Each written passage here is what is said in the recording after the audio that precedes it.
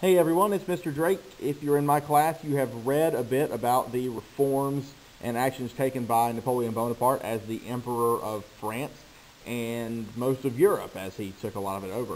What we're going to talk about a little bit today is the end of Napoleon's reign and how things changed after he was gone. By the end of this video, you should be able to identify what led to Napoleon's defeat, military, social, things like that. You should be able to compare the differing opinions of Napoleon's legacy. There are some things that a lot of people like about Napoleon's reign, 10 years leader of France, and there are some things that are considered black marks as well. And we'll talk about some of those. You should be able to describe how Europe changed after Napoleon was gone, what they did to sort of put things back the way they were. Identify or define these terms as you're going through. These are good terms to know. Abdication, Duke of Wellington, and the Battle of Waterloo, Congress of Vienna, and nationalism. Okay, so we've talked about in class how Napoleon ended up conquering much of Europe through military conquest. Other countries are naturally going to see French rule as being very, very oppressive, and they don't want to be controlled by the French. This leads in a lot of countries to a growing sense of what's called nationalism. And nationalism is similar to a term you're probably more familiar with, which is patriotism, or love of country. Nationalism, in a strict sense, is defined as the desire of a people to rule themselves. So if you are Spanish and live in a Spanish community, for example, or in a Spanish state, you're going to want to be ruled by other people who are Spanish, not by people who are French. So you see that pop up in parts of Europe as the Austrians and the Spanish grow tired of French rule. Speaking of which, there is open resistance to French rule. There are rebellions throughout the country. Of course, they never succeed in overthrowing Napoleon, but they did cause him some problems. The big misstep Napoleon makes is in 1812 when about 400,000 soldiers from France and their allies at this point invade Russia to try to take it over.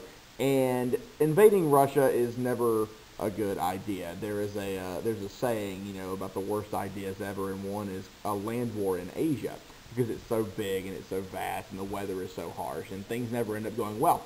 And what happened to Napoleon is it took him longer than he thought to try to conquer the country, and they ran into the Russian winter.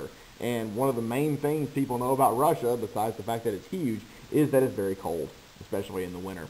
So Napoleon is unable to continue on in his attempt to conquer Russia and has to retreat.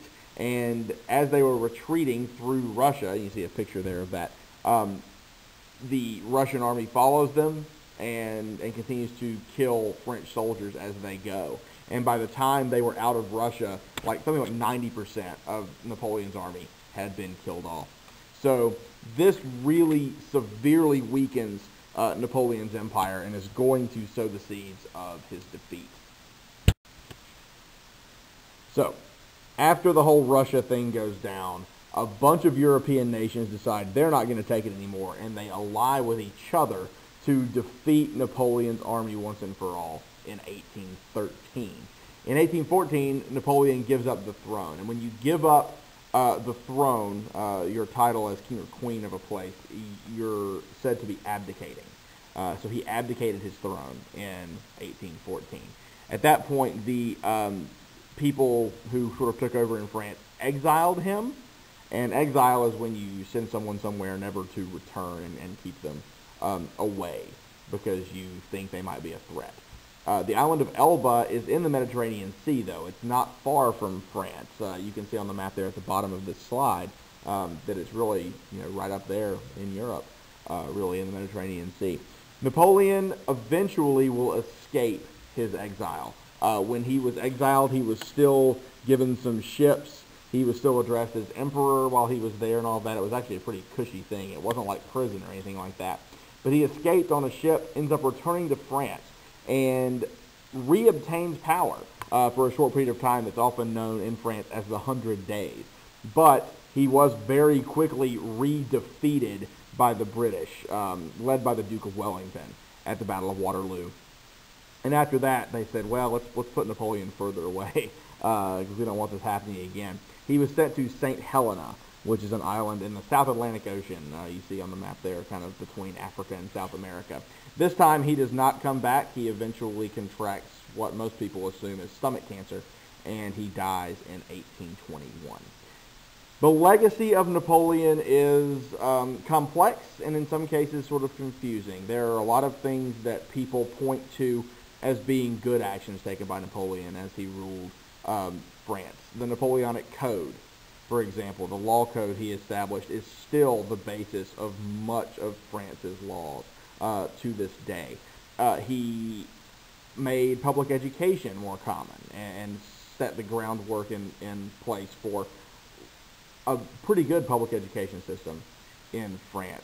Other people, though, point out the path of destruction that he laid through much of Europe as he took it over, and how the widespread democracy and egalitarian equality that was promised during the French Revolution, that doesn't really carry over into Napoleon's rule, so people wonder what the French Revolution was for. And many people point out that the French Revolution exchanged an authoritarian absolute monarchy for another emperor, which is essentially an absolute monarchy in Napoleon, because you don't have a lot of suffrage and stuff like that.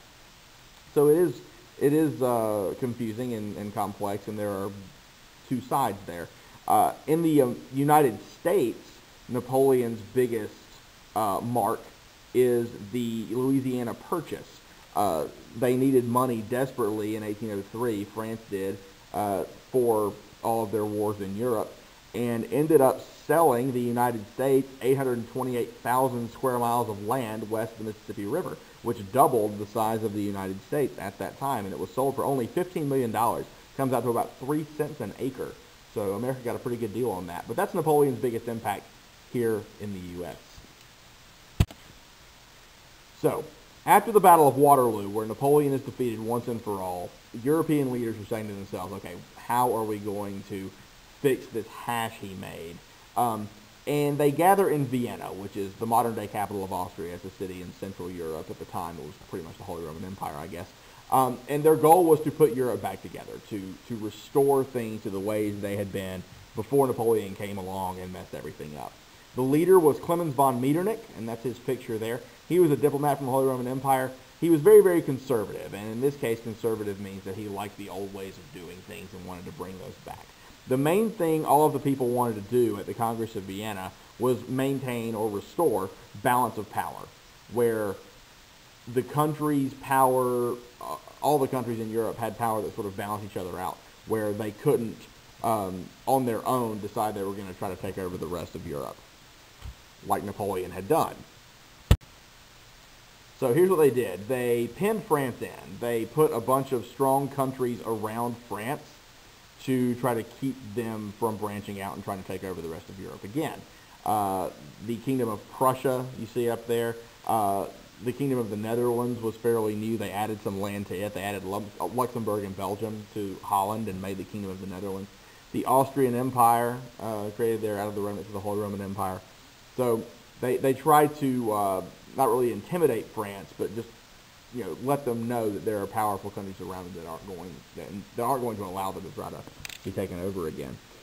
They also restored a lot of the monarchies that had existed at the time of the French Revolution. That was called the principle of legitimacy, the idea that these legitimate monarchs had been pushed out either by revolutions started in the mold of the French Revolution, almost like imitation, or countries that Napoleon had taken over and made himself the leader of. So countries like Spain and Portugal have their pre-1792 royal families put back in place. And so does France. France has a monarch. It's a constitutional monarch without absolute power, but Louis XVIII is the first post-Napoleon ruler of France. What you might be wondering is where is Louis XVII? Louis XVI, of course, was beheaded during the French Revolution. Louis XVIII is the ruler after Napoleon. Louis XVII was a title that was given by some to King Louis XVI's son. who died in a dungeon at the hands of the radicals during the French Revolution. So as not to offend people, they did not name the new post-Napoleon monarch Louis XVII. They basically were saying that Louis XVI's son deserved that title.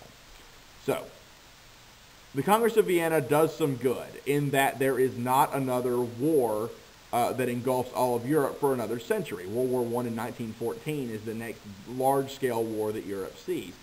The problem is that boundaries were just sort of drawn willy-nilly without a lot of regard for where people lived, and that's going to make some people angry. It goes back to that idea of nationalism, this idea that people want to be ruled by other people like them.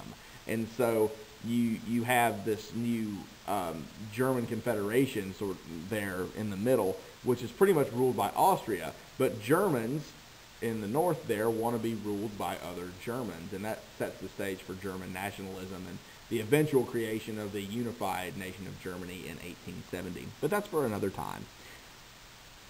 That'll do it for today. As always, ask your teacher should you have any questions. Cheers.